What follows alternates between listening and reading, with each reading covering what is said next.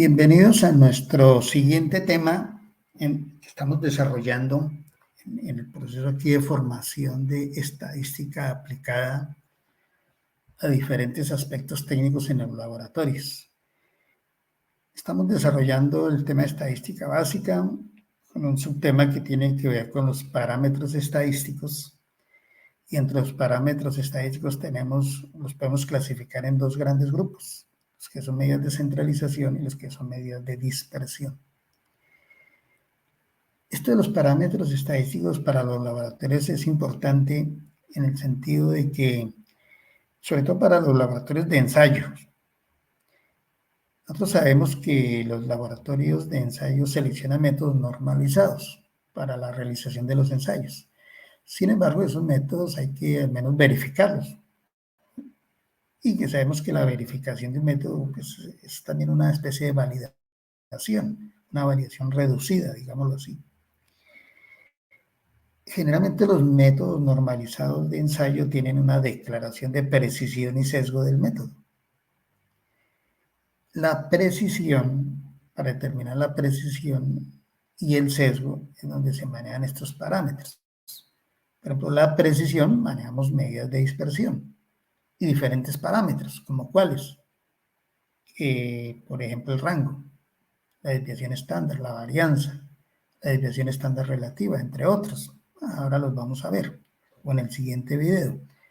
Y el sesgo, entonces utilizamos las medidas de centralización, ¿sí? Entrar a determinar entonces los promedios, la media aritmética, o la moda, o la mediana, o la media geométrica, la media armónica, entre otros. Pero digamos que los laboratorios de ensayos tienen una ventaja en el sentido de que el método le define a uno el parámetro o los diferentes parámetros estadísticos a analizar o a determinar y evaluar para poder hacer la declaración de la aptitud del método. Lo que no pasa en los laboratorios de calibraciones. Los métodos normalizados para realizar calibraciones generalmente tienen un buen modelo desarrollado para lo que es determinar la incertidumbre de medición, pero no tienen el modelo para evaluar el resultado de la validación o verificación del método, o la precisión del método, o el sesgo, si hubiera. Generalmente en los laboratorios de calibraciones no se mira mucho el sesgo, es la dispersión de los valores. Entonces los laboratorios de calibraciones tienen que definir esos parámetros estadísticos para medir la dispersión. Generalmente se hace por pruebas R y R, para mirar la repetibilidad y la reproducibilidad de los valores, y se definen los parámetros.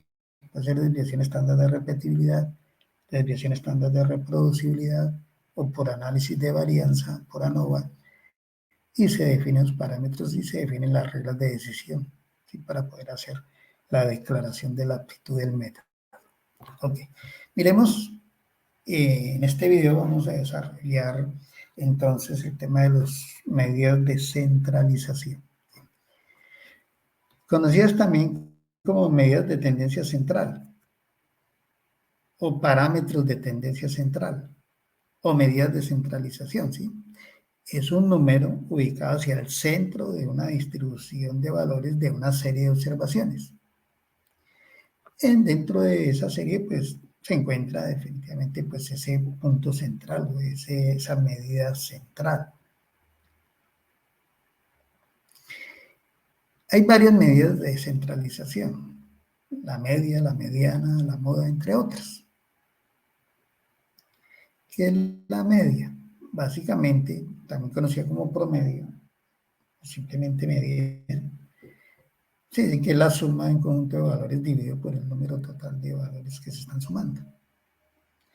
La mediana es el valor central de la serie de valores.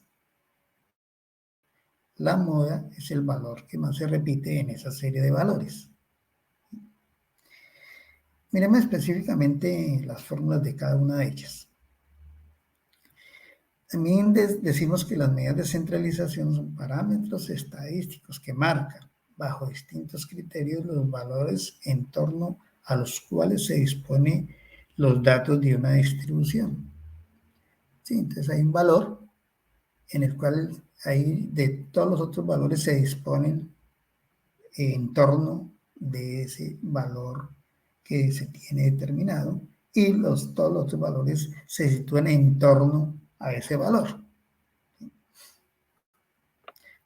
o se dispersan en torno a ese valor. También se llaman medidas de tendencia central, pues en torno a ellas se disponen los elementos de las distribuciones. Ahora, las distribuciones, pues vamos a verlo más adelante, los diferentes tipos de distribuciones. ¿Sí? Por ahora hablemos de medidas de centralización. Entonces, miremos las fórmulas matemáticas o estadísticas de cada uno de esos diferentes parámetros. El promedio o media, ya sabemos que la suma de todos los valores dividido por el número de valores, que sería la sumatoria de los x sub i sobre n. La mediana es el número que supera la mitad de los valores de la distribución y es superada por la otra mitad, o sea, es el valor central de una serie de valores. Les decía hace un momento que la mediana se puede determinar de una manera, digámoslo, sencilla, cuando no hay gran cantidad de valores, cuando el número de valores a analizar es reducido, pues uno puede ordenarlos de mayor a menor o de menor a mayor y numerarlos. Y al numerarlos, mirar si el número de valores es par o impar. Si el número es impar, de esa serie, de la cantidad de valores, va a haber un número central de esa serie. Por decir algo, sean 21 valores, es un número impar. Entonces, el valor central va a ser el número, sería el número 12, ¿sí? Valor central de la distribución. Entonces, ese valor está ubicado en la casilla 12 o en la posición 12. Al ordenarlos, va a ser la mediana. Ahora, si el número es par, por decir algo, 20, en la cantidad de valores, y los estamos ordenando de menor a mayor, vamos a tener que el que está en la posición 10 y en la posición 11 son los valores centrales. Entonces, lo que hay que hacer es tomar esos dos valores y promediarlos y esa va a ser la mediana. Y la moda es el valor que más se repite. Se ordenan y se cuentan, se hace un conteo. O podemos aplicar las fórmulas estadísticas. Pero estas fórmulas, para poderlas aplicar, toca desarrollar una tarea previa, que es desarrollar el histograma de frecuencias.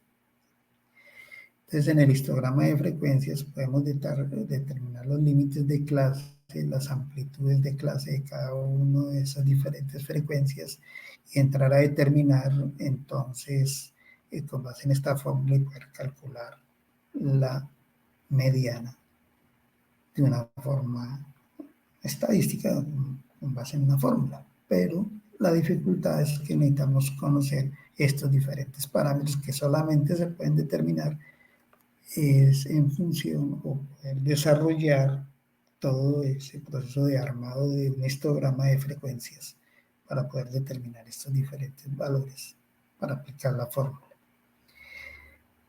¿Cuándo se debería hacer? Cuando tenemos una gran cantidad de valores. Una gran cantidad de valores, de pronto es difícil ordenarlos y ponerse a contarlos y a determinar los valores centrales.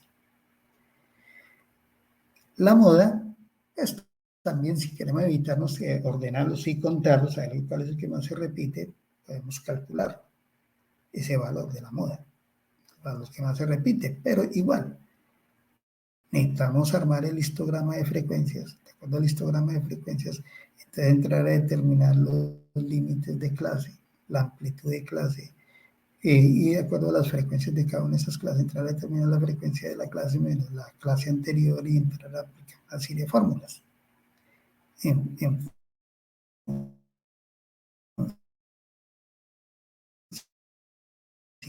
Entonces, de las frecuencias de clase, el histograma de frecuencias. Tenemos otras dos medidas de centralización que algo se utilizan en laboratorios. Por ejemplo, la media geométrica. La media geométrica es la raíz enésima de la productoria de los valores. O sea, básicamente la raíz enésima de la multiplicación de los diferentes valores que tenemos. Entonces, si tenemos 10 valores, va a ser la multiplicación de cada uno de ellos, raíz décima de esa multiplicación de valores.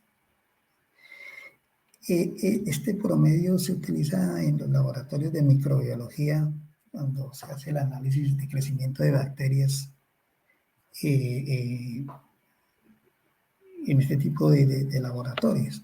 Ahí el crecimiento de bacterias tiene una progresión exponencial. Entonces el análisis logarítmico y el promedio se puede determinar en función de la media geométrica cuando tenemos datos provenientes de diferentes análisis y queremos promediarlos.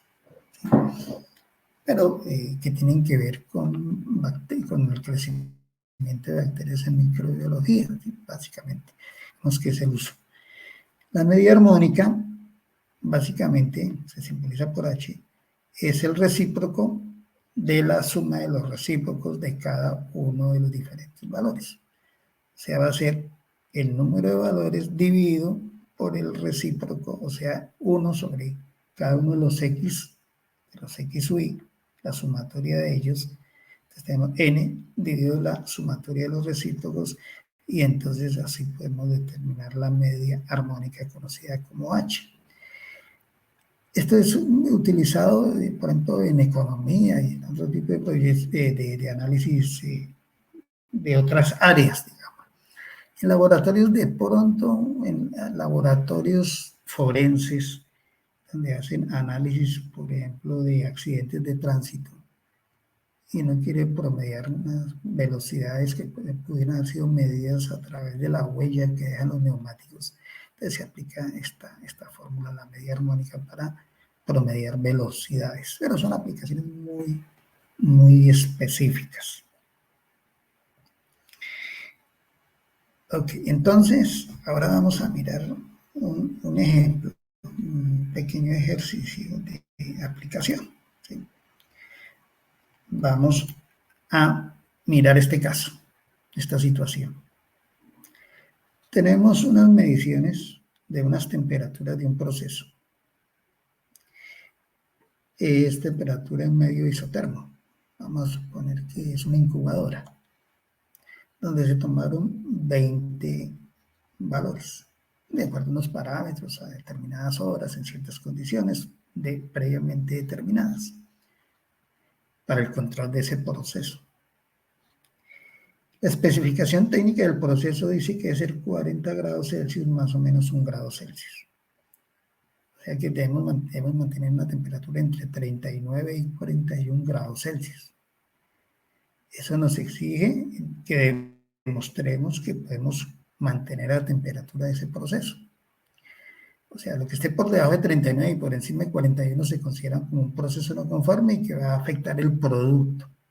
O supongamos una incubadora de huevos en una empresa que se dedica a producción de pollos, necesita incubar sus pollos bajo esas condiciones para asegurar que pues, la producción como tal de estos animalitos sea adecuada y cumpla ciertos requisitos de crecimiento y de tamaño, y etc. Bueno, ¿con qué vamos a medir?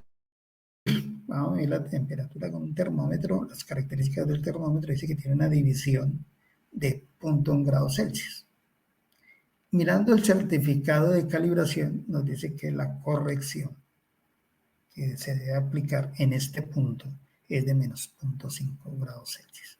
Entonces, lo primero que vamos a hacer es entrar a aplicar la corrección. Entonces, tenemos temperaturas indicadas, originales, temperaturas corregidas. ¿Qué es corregirlas? Pues si la corrección es menos 0.5, a cada valor le vamos a restar este valor, 0.5. ¿Sí? Y tenemos aquí entonces ya la temperatura corregidas. Y sobre este es que vamos a trabajar. Esas son las primeras cosas que uno tiene que ver cuando mide algo, obtiene datos. Sí, obtenemos datos. ¿Cuál es la calidad de qué tan buenos son esos datos? ¿Qué tan confiables son estos datos? En temperatura es importante aplicar la corrección, al menos por ahora. Con los datos corregidos vamos a hacer varias cosas. Primero vamos a realizar el análisis de datos atípicos. Ya les habíamos visto que les había dejado por ahí una tareita en uno de los videos anteriores para hacer este análisis. Y vamos a calcular cada uno de estos parámetros: la media, la mediana, la moda, el rango, la varianza, desviación media, desviación estándar relativa y coeficiente de variación. Listo. Entonces, vamos a analizar primero los atípicos. Para el análisis de datos atípicos vamos a aplicar dos pruebas.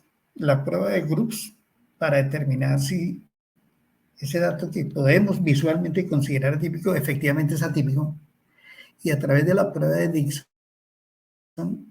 entrar a determinar si se puede o no se puede eliminar el dato. Porque el hecho de que uno lo vea como muy lejos del promedio es 40-26, está bastante lejos del promedio. Este que está aquí por debajo no está tan lejos del promedio, pero este sí. No quiere decir que lo podamos eliminar de una vez. La norma 17.025 dice, por ejemplo, que los valores que se cambien o que sean eliminados se deben conservar y se deben identificar en un momento en que se requiera hacer algún tipo de análisis complementario. Entonces, este 40.9 no lo podemos eliminar de una vez. Entonces, ¿cómo se hace? Vamos a hacer la prueba de groups. Vamos a calcular el estadístico G. ¿Cómo se calcula? Ya por ahí vimos la fórmula. Va a ser igual al valor considerado atípico menos el valor promedio de los valores en su valor absoluto dividido por la desviación estándar. Entonces, de esta serie de valores determinamos el X sub 0, el atípico, 40.9, o sea, el máximo de esos valores. Calculamos el promedio de los valores, la desviación estándar de esos valores, el número n, la cantidad de valores, son 20, y el G calculado, desarrollando esta fórmula.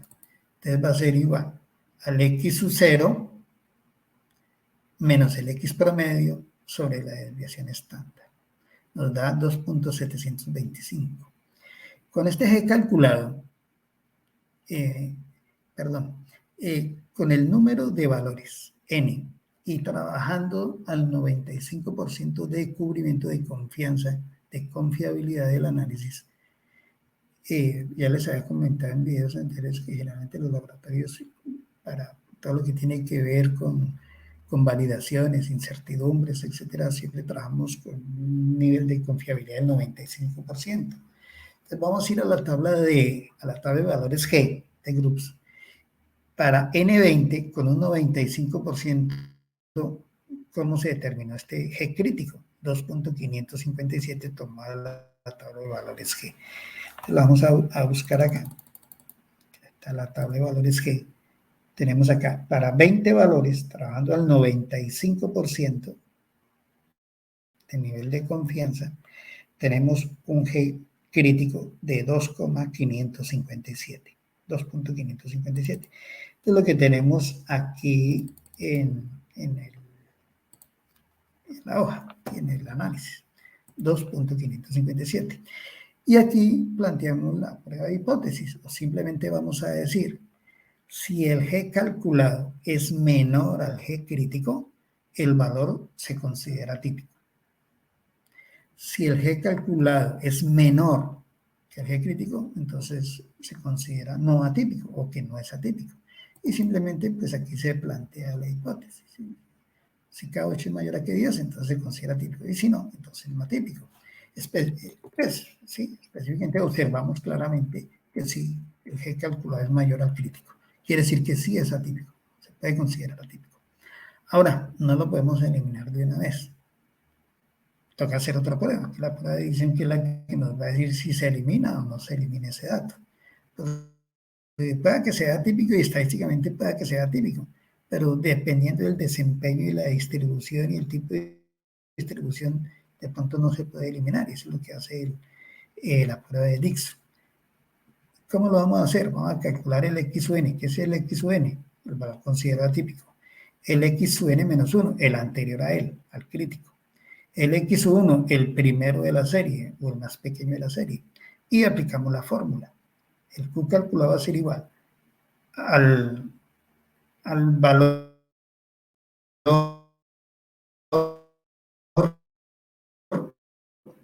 de la serie. ¿Sí? Aplicamos la fórmula y nos da un Q calculado de 0.182. Ahora vamos a ir a la tabla de valores Q. Con un N20 al 95%, buscamos aquí la tabla Q, para 95% con 20 valores, tenemos que es de 0.3005, es el Q crítico, 0.3005. 0.3005. Igual planteamos la hipótesis. Si el Q calculado es mayor al Q crítico, se elimina. Si el Q calculado es menor al Q crítico, no se elimina. Entonces, efectivamente, pues ahí vemos que es menor. Entonces, no se puede eliminar. Toca trabajar con él, porque forma parte del comportamiento de los datos de esa serie de valores y que se considera, pues, estadísticamente válido y aplicable. Pero como les decía, no se puede eliminar. Si hubiera salido como el sí eliminar o eliminar, pues se puede eliminar. Pero entonces se debe conservar ese valor. En un momento dado que se quiera, por ejemplo, en una auditoría, demostrar el por qué se elimina ese valor. ¿Sí? Entonces, la razón a través de las pruebas. Ahora miremos los parámetros estadísticos principales acá, de medida de descentralización. La media, la mediana y la moda de esta serie de valores. Entonces, al igual, ya tenemos, como decíamos, los datos realmente corregidos, ya mejorar la calidad, ya hicimos el análisis de atípicos, encontramos que se considera atípico este valor, pero que no lo podemos eliminar, entonces tenemos que trabajar con él. Y vamos a determinar los tres parámetros principales de media de centralización. Tenemos la media, pues podemos aplicar la fórmula general. La sumatoria de cada uno de los valores dividido por el número de valores. O aplicamos la fórmula en Excel, que es el promedio de esa serie de valores. La mediana, entonces, es ordenarlos, son 20 valores, entonces tenemos que los valores promedio son dos, que están centrales de la serie, son el valor 10 y el valor 11, entonces va a ser la suma de estos dos y su promedio de estos dos valores. O vamos a Excel y aplicamos la fórmula de la mediana de esta serie de valores. Y nos da directamente entonces el valor del mismo. ¿Sí? Estamos como validando aquí la fórmula o la forma de hacerlo manualmente, la fórmula en Excel. La moda. Entonces, en la moda tenemos el valor que más se repite. Pues entonces, ordenados y se cuentan. Entonces, aquí observamos que 40.3 se repite 1, 2, 3, 4, 5, 6 veces. 2, 4, 6 veces. Entonces, la moda va a ser 40.3, pero hecho por conteo. O aplicamos la fórmula en Excel, la moda.varios de esta serie de valores, o de esta serie, a la larga es la misma, de valores. Y tenemos entonces una moda de 40.3. Ok, entonces les decía que estas medidas o parámetros estadísticos muy utilizados en los laboratorios, sobre todo para lo que es la validación o verificación de los métodos, pero que previamente se definan esos parámetros. Y cuando se va a verificar un método, se va a validar un método, hay que definir o hay que hacer una planeación, o hay que planificar la validez, hacer un plan de validación o verificación del método. Y en esa planificación se deben determinar esos parámetros. Por ahora los de centralización. En el siguiente video que vamos a presentar, vamos a hablar entonces de las medidas de dispersión. Gracias por su atención y nos vemos en el siguiente video.